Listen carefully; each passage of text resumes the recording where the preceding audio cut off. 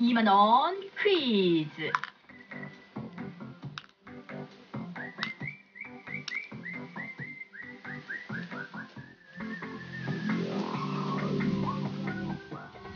퀴즈도 풀고 선물도 받아가시면 될 것 같아요. 2만 원 퀴즈 이수정 리포터와 함께 할게요. 안녕하세요. 네, 반가워요.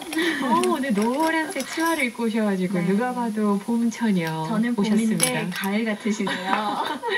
그러네요. 저는 좀 약간 갈색 옷을 입고 왔네요. 그래요. 네. 뭔가 앞서서 이런 말씀을 해주셨잖아요.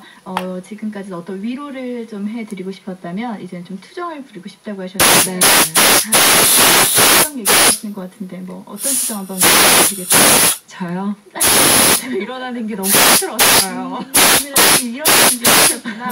적응하셔야 될 거예요. 네, 잘해볼게요. 네, 오늘 이야기를 봐야되는데 며칠 이제 중국 우주정거장 탱구의 추락 소식이 범위를 두고 말이 정말 많았었잖아요. 네, 살았다 이런 얘기가 들려요. 맞아요.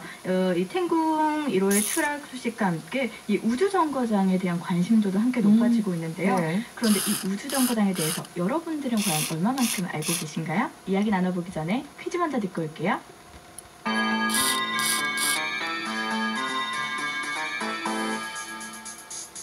네, 2008년 4월 대한민국 최초로 우주비행에 참가한 사람이 있었죠. 네, 국제우주정거장에 11일간 머물면서 우주생활의 소식을 전해주기도 했는데요. 우리나라 최초의 우주인인 이 사람은 누구일까요? 네. 1번 이소영, 2번 스티븐 호킹, 3번 뉴턴, 4번 볼빨간 사춘기. 우리나라 최초의 우주인. 네. 이시죠. 자, 지금부터 정답 받겠습니다. 샵 2891번으로 문자 보내주시고요. 한 번 뽑아서 신세계백화점 마산점에서 이용할 수 있는 고메스트리트 2만원 식사권 선물로 드리겠습니다. 그리고 오늘은 FM광장 사진 콘테스트가 있는 날이니까요. 2만원 퀴즈 정답도 보내주시고 사진도 함께 보내주세요. 자, 오늘 어떤 노래 들을까요? 네, 볼빨간 사춘기 나와서 혹시 이 노래 아닐까 하셨던 분들 있으실 것 같은데 아니고요. 오늘은 백예린이 부릅니다. 우주를 건너.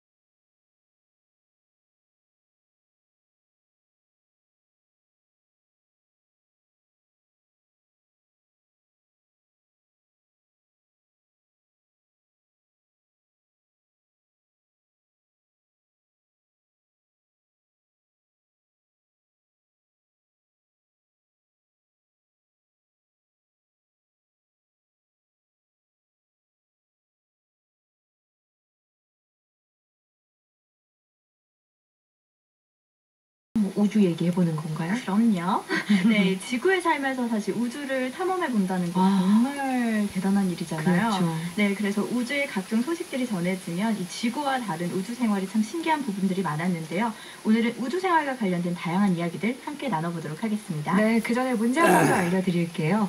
2008년 4월 대한민국 최초로 우주 비행에 참가한 사람이 있었습니다. 국제 우주정거장에 11일간 머무르면서 우주 생활의 소식을 전해주기도 했는데요. 우리나라 최초의 우주인인 이 사람은 누구일까요? 1번 이소연, 2번 스티븐 호킹 박사, 3번 뉴턴 박사, 4번 볼빨간 사춘기입니다. 샵 2891번으로 정답 문자 보내주시고요. 한 분 뽑아서 신세계백화점 마산점에서 이용할 수 있는 고메스트리트 2만원 식사권 선물로 드리고요. 오늘도 사진 콘테스트도 있으니까요. 함께 보내주시면 되겠습니다. 네. 자, 중국의 최초 우주정거장 텐궁 2호의 추락 소식. 네. 깜짝 놀랐어요. 우주정거장에 대한 사람들의 관심이 뭐 대단하죠. 맞아요. 관심도가 팍팍팍 상승하고 네. 있는데요. 혹시 영화 그래비티 보셨어요?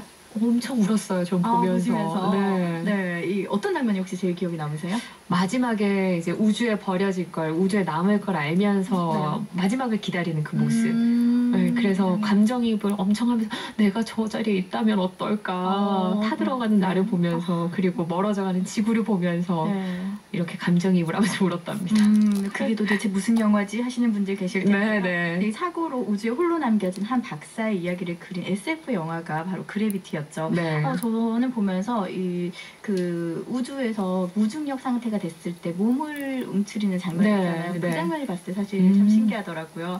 일부러 하려고 해도 잘 안 되는데 안 되죠. 네, 그게 그냥 평소의 자세라는 거잖아요. 맞아요. 네, 그런 신기한 부분들이 있었는데 이 지구 주변을 돌던 텐궁 1호의 수명이 닿으면서 이 지구로 추락한다는 소식과 함께 이 영화에 대한 관심도도 높아졌고요. 그리고 우주 생활에 대한 관심도도 함께 높아지고 있는 상황입니다. 네, 궁금한 게 굉장히 많습니다. 우주정거장 뭐 얘기는 많이 들어봤죠. 그 낱말은. 그런데 생소한 분들이 더 많으실 거예요. 네, 저도 이렇게 소개드리고 있지만 정말 생소한 곳인데요.